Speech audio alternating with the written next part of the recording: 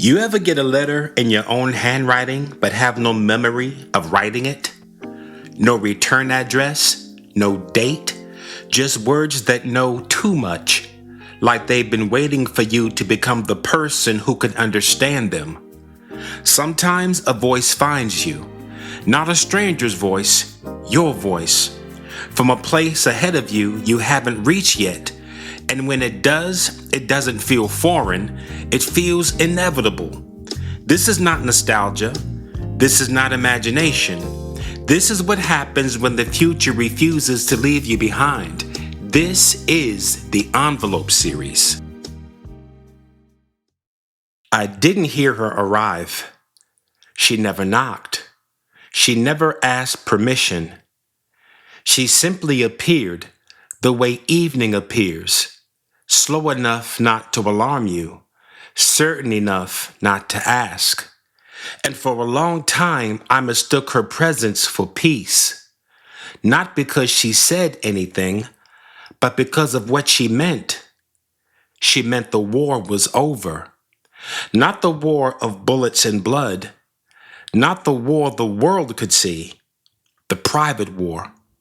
The one that lived in my decisions, in restraint, in resistance, in saying no over and over again until your bones grew tired of holding the line. She was what came after. She was what waited patiently on the other side of discipline. Soft, certain, open. She didn't chase me. She didn't need to, because I always came to her, every time. She became the signal, the moment I could finally unclench, the moment I could finally rest. And I never questioned her, because she never judged me, never raised her voice, never told me I had failed. She simply received me exactly as I was, exactly when I was weakest, exactly when I needed her most, or at least that's what I believed. The letter was waiting for me. It always is, folded once, creased in the middle, written in this handwriting I recognize but don't remember creating. I didn't open it right away because part of me already knew what it would say. But the part of me that was still learning opened it anyway. You never loved her. You loved what she allowed you to stop feeling. You loved what she allowed you to stop holding. You loved the moment you no longer had to resist. She was never the reward. She was the release. And your mind, exactly as it was designed to, recorded her as protection. Not because she made you stronger, but because she made the discomfort disappear, even if only for a moment. Your mind does not measure outcomes, it measures relief. It remembers what helped you stop hurting, and it will lead you back there again, not to sabotage you, but to protect you. That's its job. That's what it was built to do. The pattern was never the problem, the protection was. And once you understand that, you stop fighting the pattern. You stop blaming yourself for following it. You stop believing you are weak for returning to it, and you begin doing something else entirely.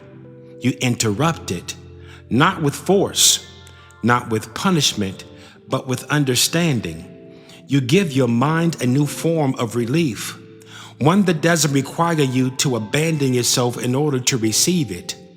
One that allows the war to end without costing you the life you're building. She never betrayed you.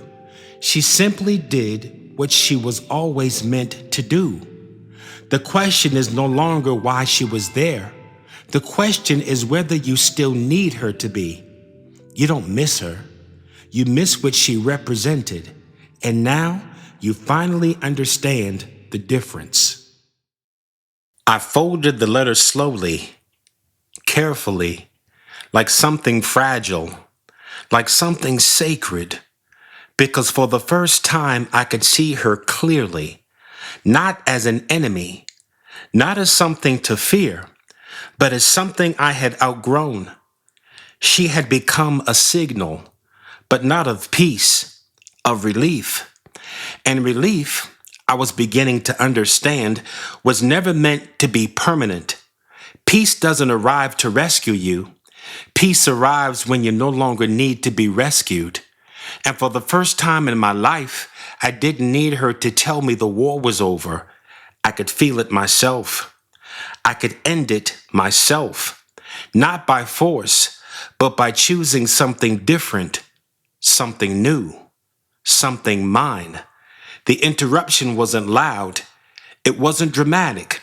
It didn't announce itself in a different decision made at the same intersection where the old version of me always turned the other way.